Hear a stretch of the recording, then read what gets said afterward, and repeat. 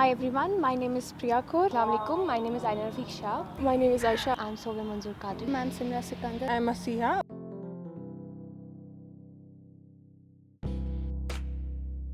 आई think last 2 months में आपका main focus होना चाहिए to completely finish the syllabus, but ऐसा नहीं होना चाहिए कि you just superficially read everything. You have to make sure कि आप जो भी पढ़ो कॉन्सेप्ट्स पूरे क्लियर होने चाहिए, अच्छे से सब कुछ पढ़ना है.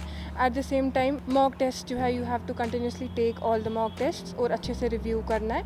प्लस जो सब्जेक्ट्स आपके कंप्लीटेड है, जो टॉपिक्स कंप्लीटेड है, you have to revise them. अगर कोई सब टॉपिक डिफिकल्ट लग रहा है so you have to write them. एक प्रॉपर लिस्ट बनाओ ताकि वो फोर्थ फ्रंट पे रहे, and so that you are able to revise them over and over again. Last 1 month में you have to maximally take all the mock test. जितना possible हो रहा है देते जाओ test.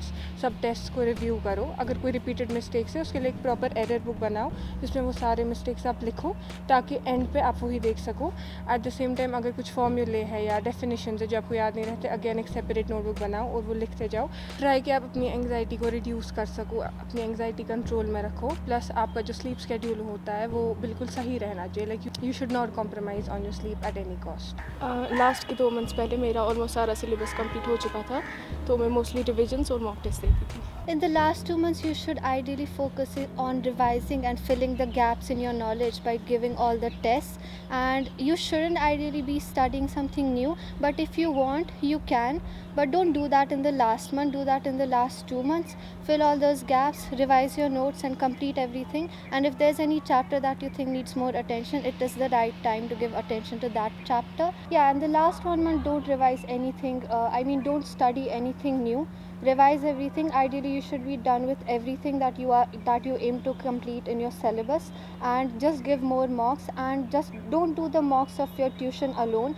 Buy mocks from the NTA and do them at 2 to 5 because that is the timing of the NEET. Change your sleep schedule, change your eating schedule and everything so that you can perform your best on the NEET day.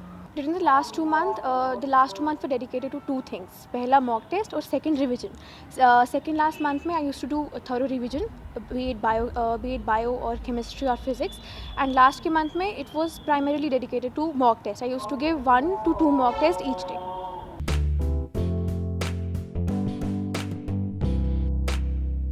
I used to study almost 8 to 10 hours daily during this period. About 6 to 8 hours including 1 mock test every day. I used to study for 10 to 12 hours per day. जब exam नज़दीक आ रहे थे so most of the time पढ़ाई के लिए devote करती थी with intermittent breaks.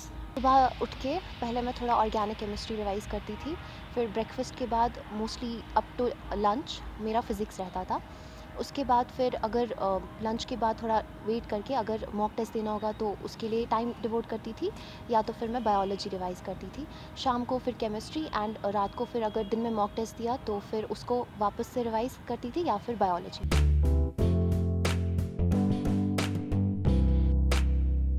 On the actual day of NEET exam you should not revise anything, because अगर आप मॉर्निंग में कुछ रिवाइज़ करोगे तो आपके माइंड में थोड़ा मेस हो जाएगा. एट द सेम टाइम अगर आप कुछ रिवाइज़ नहीं कर पाए जो कि आपने प्लान किया है तो it will just bug you continuously throughout the day. At the same time दूसरी चीज़ जो आपको करनी चाहिए इसकी यू शुड मेक श्योर कि you have slept properly, get up early and अच्छे से ब्रेकफास्ट करना चाहिए because you have to wait at least 1 or 2 hours at the centre. At the same time एक स्ट्रैटेजी पूरी आपके दिमाग में होनी चाहिए, how I am suppose to go with the paper. ऐसा नहीं होना चाहिए कि आप सोच रहे हैं कि जिस हिसाब से पेपर आएगा मैं उस हिसाब से करूं. टाइम पहले ही डिस्ट्रीब्यूट करिए कि मैं फ़िज़िक्स को क्या दूंगी, chemistry, biology accordingly. And you should spend time with your friends and family in the morning. Eight the same time you should B काम बिकॉज काम रहना बहुत ज़्यादा इंपॉर्टेंट है in the morning, and you should just hope for the best. Actual paper हमारा 3 hour 20 minutes का था, तो मैंने जो मॉक्स में सीक्वेंस फॉलो की थी वही मैंने नीट में भी वही की. पहले मैंने बायोलॉजी सेक्शन से शुरू किया, फिर केमिस्ट्री, फिर फिज़िक्स. बायो मैंने 30 मिनट्स में सॉल्व किया, फिर केमिस्ट्री 30 मिनट्स में, और 35 मिनट्स में मैंने फिर फिज़िक्स सॉल्व किया. तो 1 hour 40 मिनट्स में मेरा सारा पेपर एक बार हो गया था. फिर मैंने दोबारा से सारा पेपर सॉल्व किया नेक्स्ट 1 hour में, और जो लास्ट के 30 मिनट्स बचे थे उसमें मैंने OMR फिल किया स्टार्ट टू एंड. पेपर में पहले मेरा टारगेट था कि विदिन हाफ एन आवर मेरा बायोलॉजी कंप्लीट हो जाए, सो विदिन 20 मिनट्स वो हो गया था. फिर 45 मिनट्स केमिस्ट्री, एंड फिर उसके बाद फिज़िक्स हो गया विदिन वही 30 to 35 मिनट्स. मैंने फिर से पेपर जो है फिर से सॉल्व किया एक बार, और फिर within in the last 30 minutes मैंने फिर OMR शीट भरा. द एक्चुअल एग्ज़ाम मैंने पहले बायो अटेम्प्ट किया, then chemistry, then physics. Bio almost 40-45 minutes में कंप्लीट हुआ था, देन केमिस्ट्री भी 40-45 मिनट्स में, एंड देन लास्ट का जितना टाइम बचा था वो मैंने फिज़िक्स को डेडिकेट किया. You can worry about your exams and skip your hobbies or anything all you want, but don't think about your exams when you are studying, because the science is simple. If you want to remember what you study, like you remember your favorite movie, you should study like you'd study your favorite subject.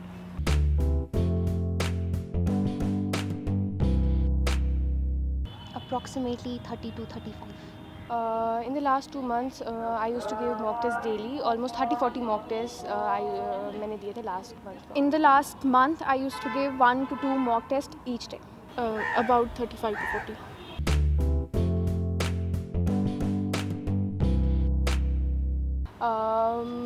पहले तो जब मैं last month में test देती थी तो पहले मैं अच्छे से 20 मिनट्स टेस्ट को डेडिकेट करती थी. देन आफ्टर द टेस्ट मैं 2-3 आवर्स डेडिकेट करती थी, प्रॉपर्ली एनालिसिस करती थी पेपर का.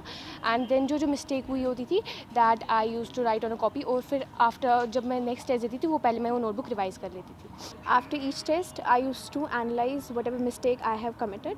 अब जब हमारे पास आंसर की आती थी मैं उसको टैली करती थी विद माई क्वेश्चन पेपर, कौन सा आंसर मैंने सही किया, कौन सा गलत किया. जो गलत किया होता था I use to maintain a notebook and I use to write down every question which I had marked wrong.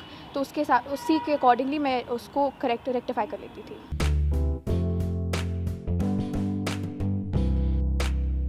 Last में मैंने मोस्टली शॉर्ट नोट्स और फार्मूला शीट्स ही यूज़ किए, क्योंकि एक तो उससे टाइम भी बचता है और एट अ टाइम सारी चीज़ें रिवाइज हो जाती हैं. लास्ट मिनट रिविजन्स में जितना आप शॉर्ट नोट्स बनाओगे और जितना उन्हीं को वापस से रिवाइज़ करोगे, स्पेशली फिज़िक्स और फिज़िकल केमिस्ट्री में जितना फार्मूलाज को रिवाइज़ करोगे उससे उतना ज़्यादा बेनिफिट मिलेगा.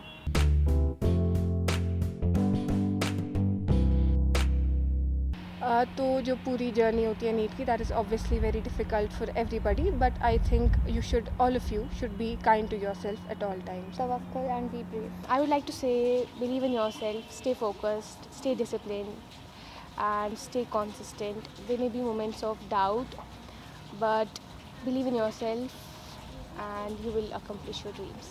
I want to tell everyone कि believe in yourself, be perseverant and don't lose hope. ये कि आप मेहनत कीजिए और डीमोटिवेट नहीं होना है, स्ट्रेस ज़्यादा नहीं लेना है. लास्ट में मैं यही कहूँगी कि पढ़ाई का कोई ऑल्टरनेटिव है नहीं. आप जितनी ज़्यादा मेहनत करोगे उतना अच्छा स्कोर होगा.